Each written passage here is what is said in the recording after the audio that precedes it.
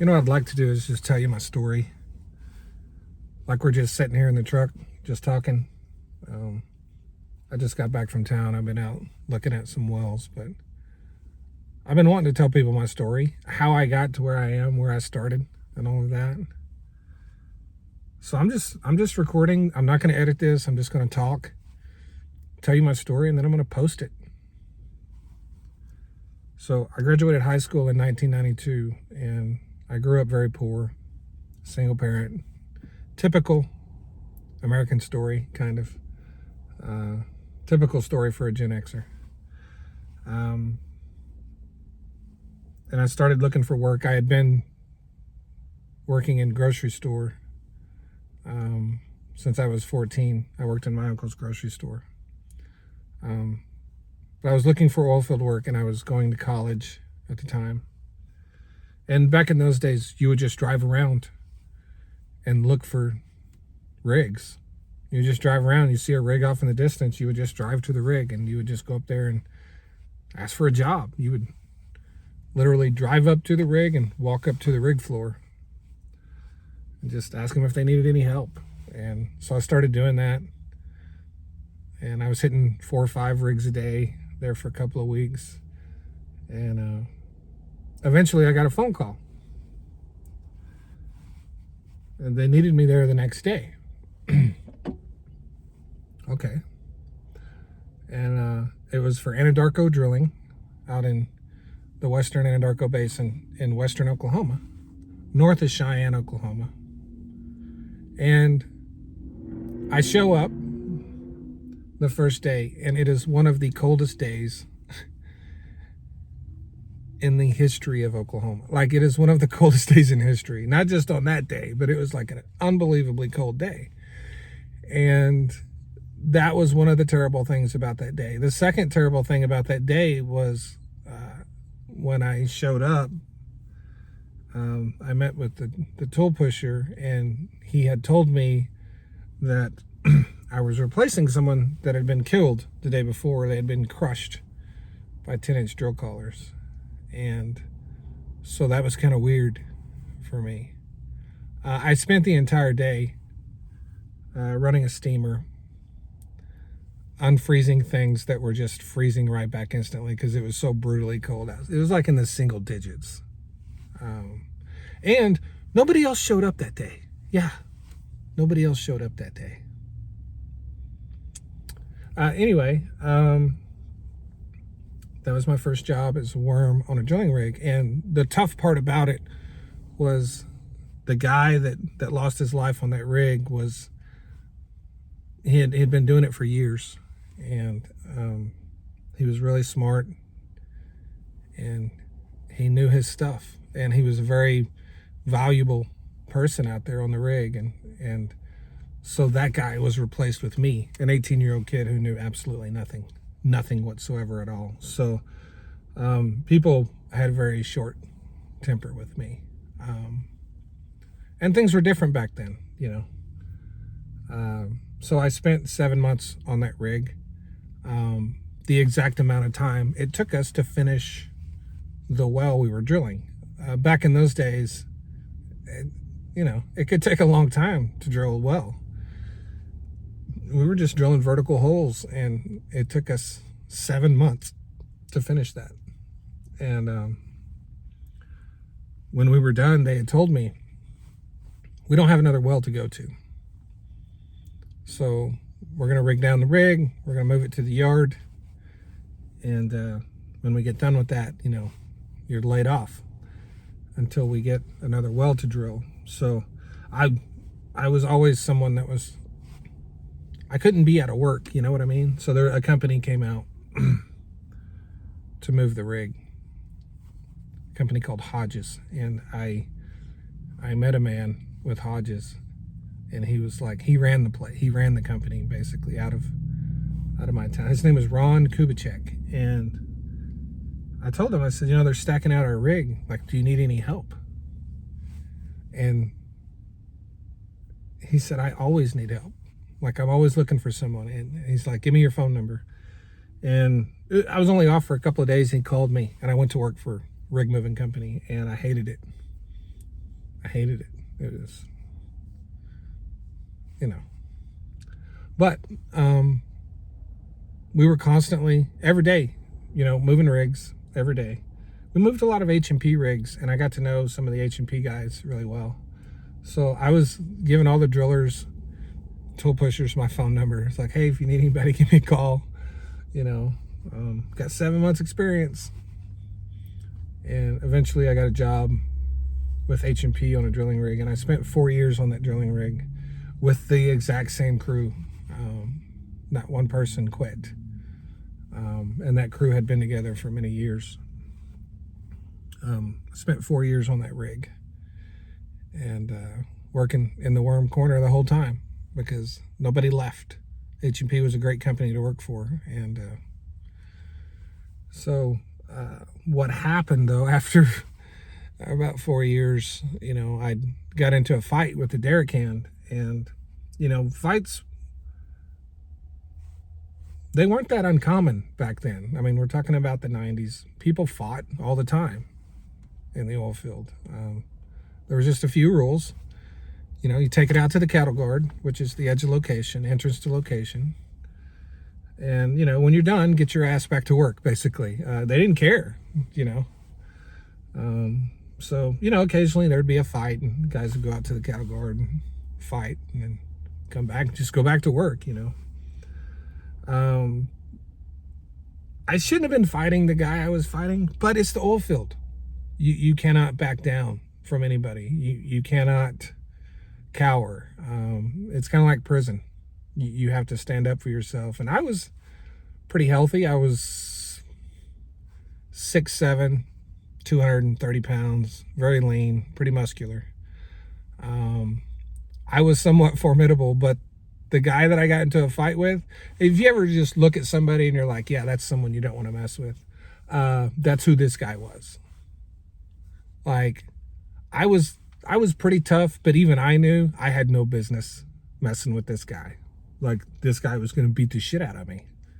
He knew it, and I knew it, and that was fine, but you still had to go handle your business. You had to defend yourself. You had to try. You couldn't be a pussy.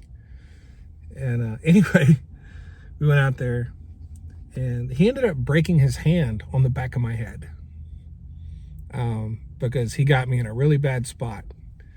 And he got me to where I was rolled up and trying to defend myself because he was on top of me.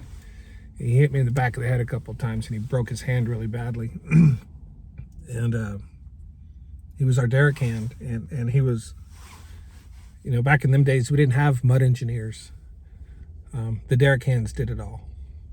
The derrick hands did every bit of it. So not only was he a great derrick hand, he was great mixing the mud and making sure everything was right. But I got in a lot of trouble from the tool pusher because the derrick hand broke his hand on the back of my head, and he was pissed off at me because of it. Because now we lost basically, our best guy on the crew.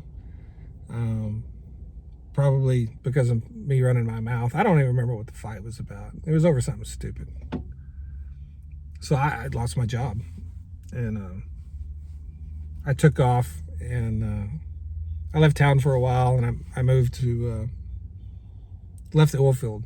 I moved to Arkansas and got some job like I was washing semi-trucks. Yeah, washing semi-trucks. And kind of the same sort of people in the oil field, kind of the same crowd, poor, uneducated men, basically. Kind of rough country boy type people. Did that for a while. I moved up through that company very quickly because I was always very bright. And but at some point I got tired of it. I was like, I got to go home. I got to get back into the oil field. I came back home, and I got a job working in completions in the oil and gas industry. And my first day in completions, I knew that that's what I wanted to do, was work over in completion work in the oil and gas industry. And so I loved that kind of work. So that's what I did. I started doing that, and did that for quite a few years. And I had a friend that worked for Baker Hughes as a salesman, and he had started his own wireline company. And I went to him one day. I wanted to start my own business too. And I went to him one day, and I said, "Hey, man, how'd you start this business? How did you do this? And that is the kind of the trick. That's kind of the answer for a lot of people that often wonder how to get started in business. The best way, if you don't know anything, is to ask somebody that's done it. That's the best way. Ask somebody that's done it, even if you don't know them. I'm telling you, people are dying to hear your story. They are. They're dying to hear your story. They want to hear your story. And they're dying to tell you their story, right? So I went to this guy. He told me exactly how he started his business. And when he got done, he said, "Are you ready?" And I said, "Ready for what?" And he said, "Are you ready to start your business?" And I was like, "How'd you know I wanted to start a business?" And he's like, "Because you asked." And I had done very well at the company I was with. I had moved up, into management, and I had just gotten denied for a much larger role at my company, which was why I wanted to start my own business. I had found out that the reason I had got turned down for this role was because the person I worked for had advised upper management that I couldn't do the job. And the reason he told them I couldn't do the job was basically because I was doing his job. Basically. Yeah. So, probably the biggest favor anyone's ever done for me, because, I was so angry. I went to my friend, asked him how to start a business. He was very familiar with the company that I worked for. He knew me very well. And about a week later, he called me and he said, "I set up a meeting with you with my investors," because he had gotten some investors to help him start a company. And he said, "I set up a meeting with you and them in Tulsa." He said, "I'm going to be there."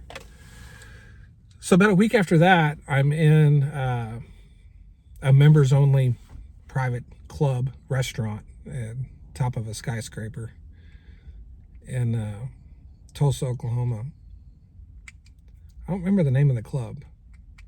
Doesn't matter. Oh, the Summit. I was at the Summit. Yeah. We're in a private room. I'm with all these rich guys, private wait staff. All the walls, the outer walls were glass so you could see across the city.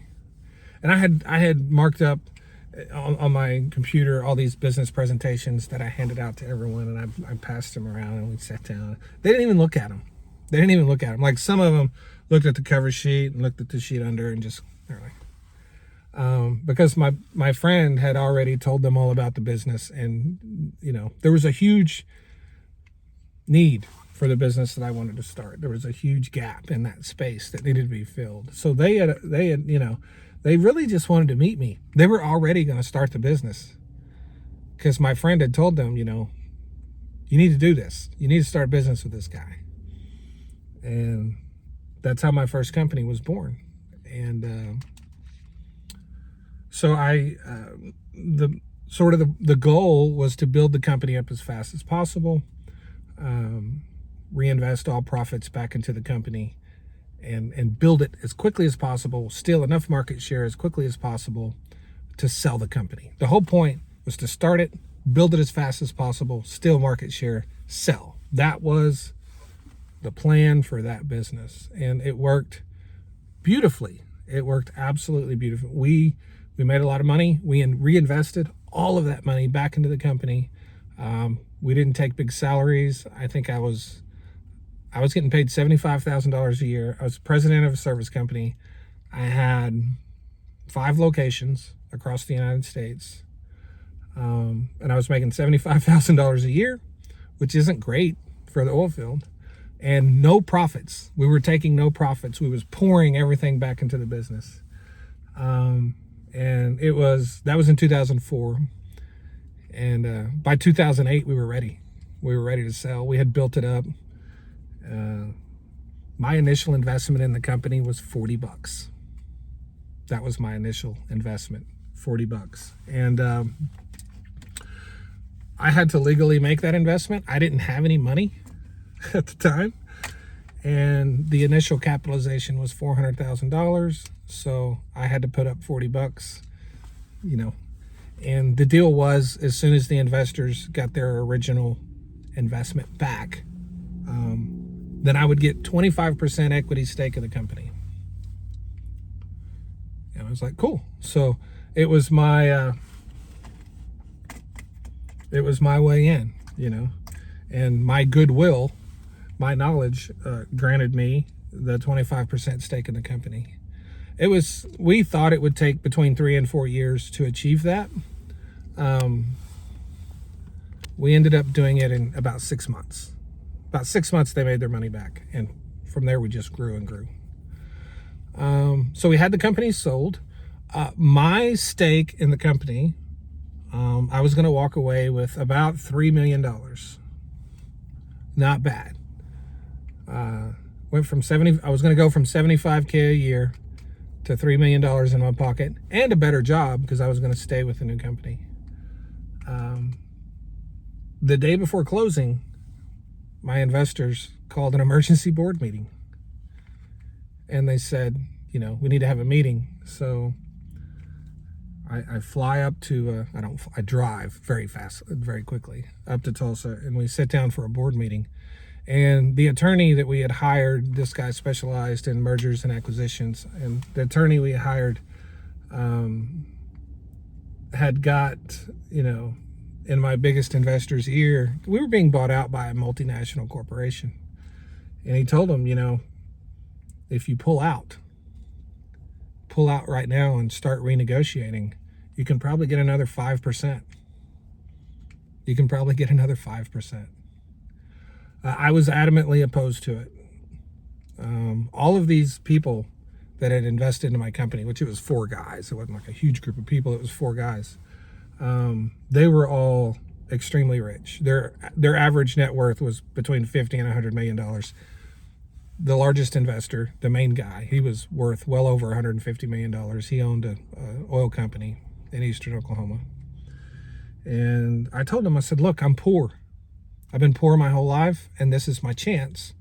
And you guys are risking something that I already have right here in my hand. You're risking taking this away from me because you guys who are already rich want to make a few more bucks. And I was so angry. They outvoted me, and we pulled out of the sale. Even though the company that was buying us had done all their due diligence, had spent hundreds of thousands of dollars doing due diligence and environmental audits, forensic accounting, all the things you do to buy a company. They had spent a fortune, and now I'm like, they're just going to sue us for that money. We're under contract. We are the ones breaking the contract. They're going to sue the shit out of us. They asked for a 90-day, they called it a cooling off period to renegotiate. And the company agreed to it because they still wanted to buy us, and they knew, that if they sued us, that could drag on for a long time. It'd probably end up in mediation. But so we were granted the 90-day, they called it a 90-day cooling off period. I don't know why.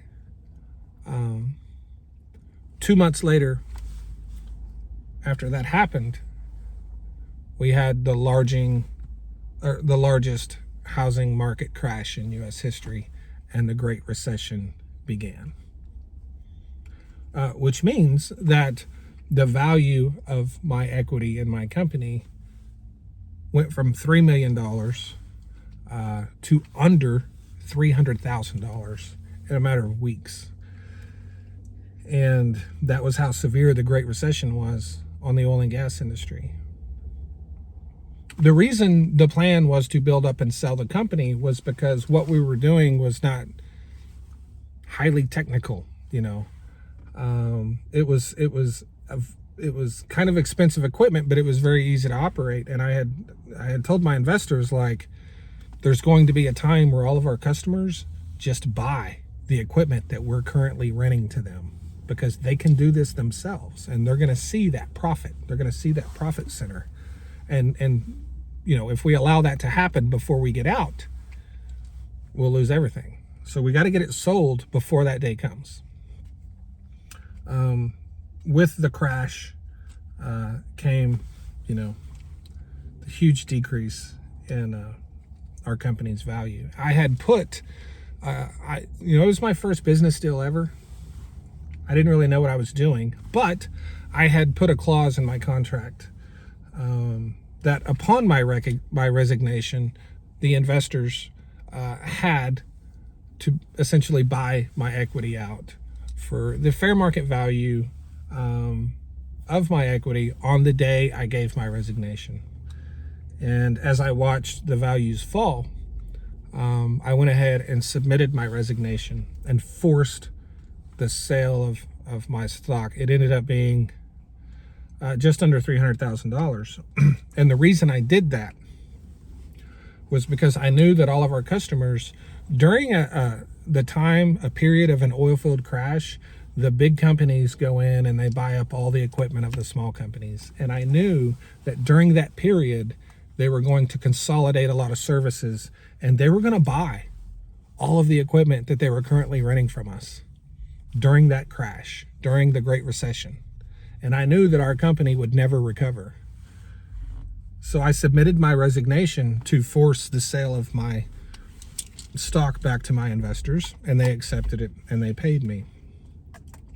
And they thought they were smart.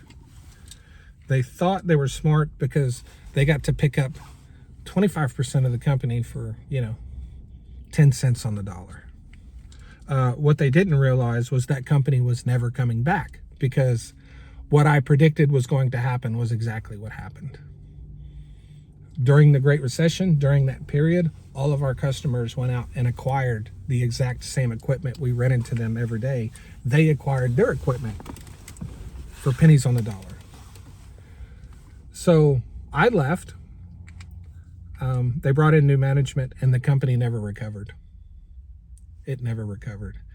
And they ended up selling that company to a private equity group for about 3 cents on the dollar. Yeah.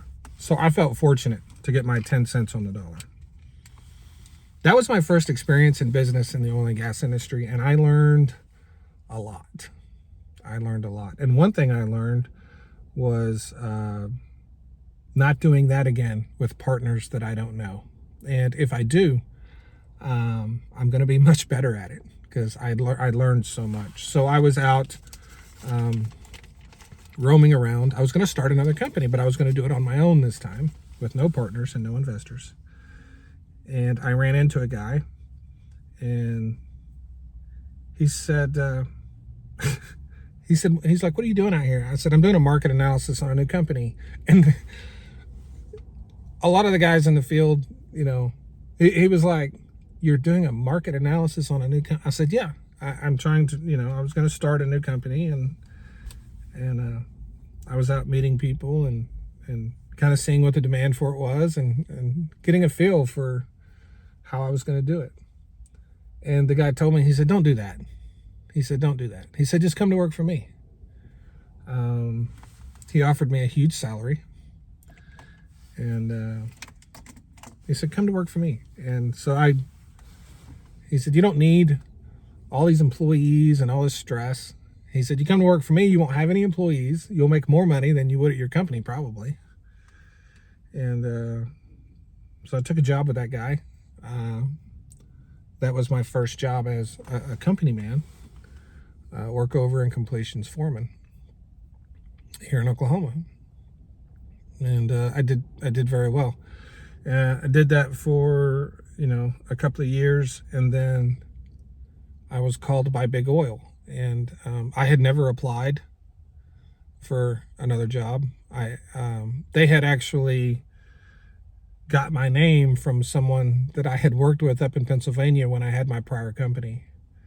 And I got a call from them, and they were moving into the area that I was currently working, and they needed people that had knowledge in that area, in that geographic area, and in that rock, in that geology. They called me and offered me a job. I took it on the spot. So I went to work for Shell. And Shell is where I really was able to develop my talents and knowledge. I learned so much working for them. They invest a lot of money into their employees.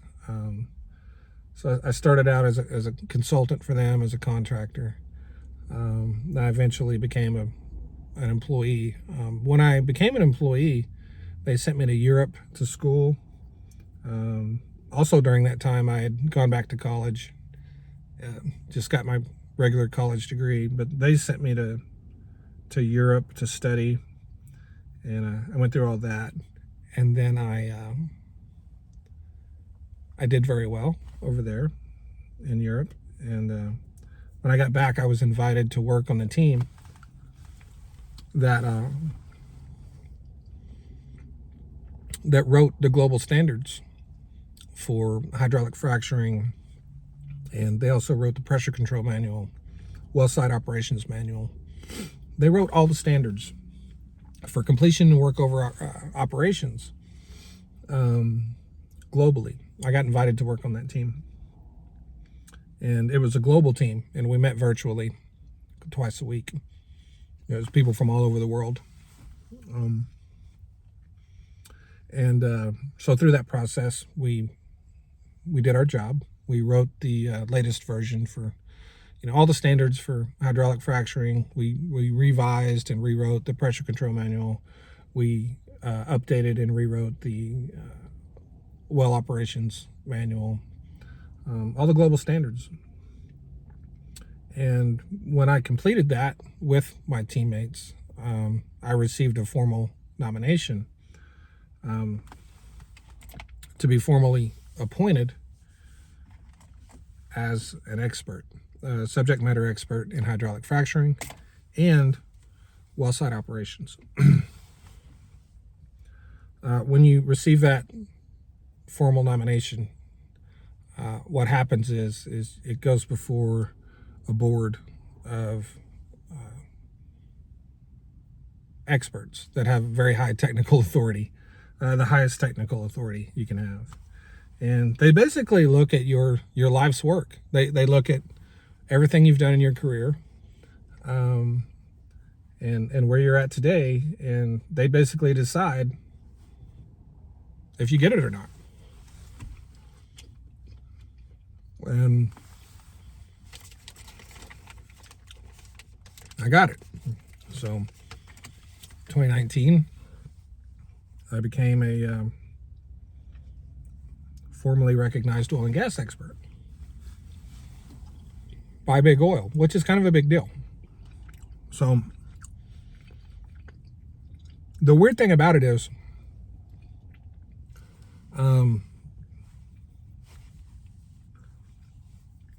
most of the people that achieve that recognition don't do anything with it. They never do anything with it. People in the oil and gas industry are taught the whole time they're there to not talk about it. It's historically been a very secretive industry. Be careful what you say. Don't talk about it. Don't talk about this. Don't talk about that. Don't ever talk about anything. Oil companies don't ever want anyone talking about anything. And that always drove me crazy. And anyway, I decided that was a bunch of horse shit, and I was going to get online and start teaching people how the oil and gas industry works. And Shell didn't like that. They did not like that at all. And so much so that they let me go. Yeah, it was unbelievable to me. But yeah, they're like, we don't need people talking about us. And I'm like, I wasn't talking about Shell specifically, but their logo had been captured like in a couple of videos I did, and that was their justification for firing me. So they cut me a nice check and I left. Anyway, I decided that I was done, like, with the oil and gas industry. I'd been in it for not quite 30 years at that time, and I was tired. I had spent most of my life working on call 24 hours a day. I'd be gone for months at a time. I was just tired. I was exhausted.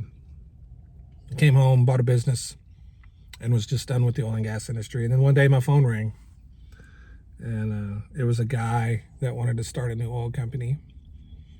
And this guy had a long history in the oil and gas business. You know, he had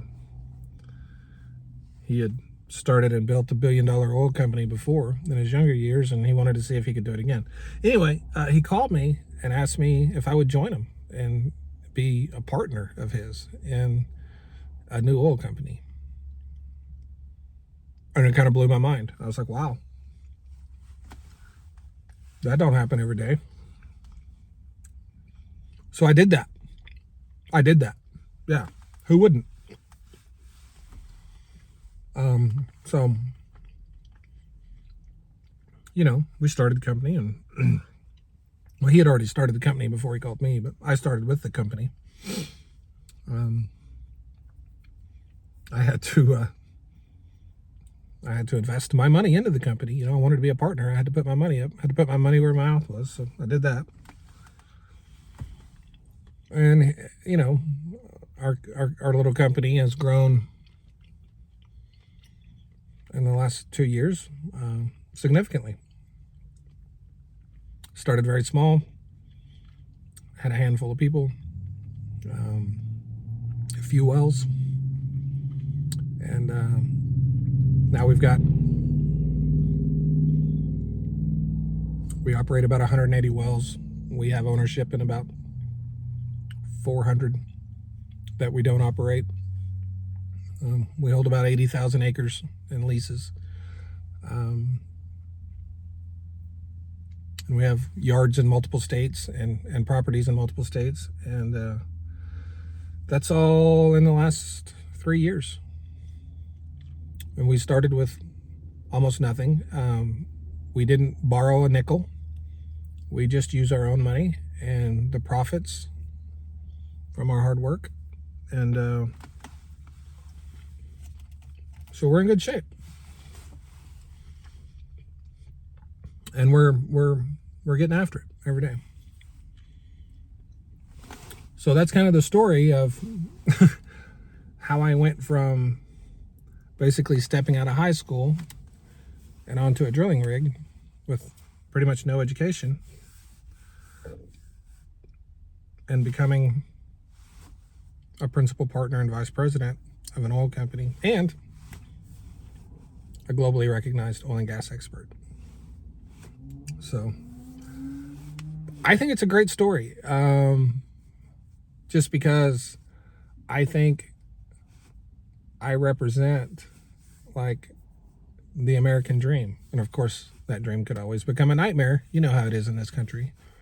But I think my story is a great one, because most people that achieve or get to where I'm at in life, most of those people, you know, have really fancy pedigrees with, you know, college degrees from very, you know, big universities. And, you know, they had a much easier route than I did. I had to work my way here with nothing. I had to start with nothing and physically work to this point. And so I don't know if we're in a time and a period moving forward where people will still be able to do that in the future. I think, especially in this industry, you know, maybe they can. I just, you know, I never would have thought I would have achieved it, but I've been unbelievably lucky, unbelievably fortunate. It's not enough just to work hard in this industry. You have to be extremely lucky. I've known people throughout my career who were brilliant, who were hard workers, and the luck just didn't go their way, you know. It's probably 20% hard work and 80% luck. I'm telling you. I've known people that outwork me every day and don't make it, and I know people that are much smarter than me that don't make it. There's a lot of luck involved, and that's remembering that is how you keep going. It's how you keep going. anyway, that's my story of how I became basically Mr. Global. So, thanks.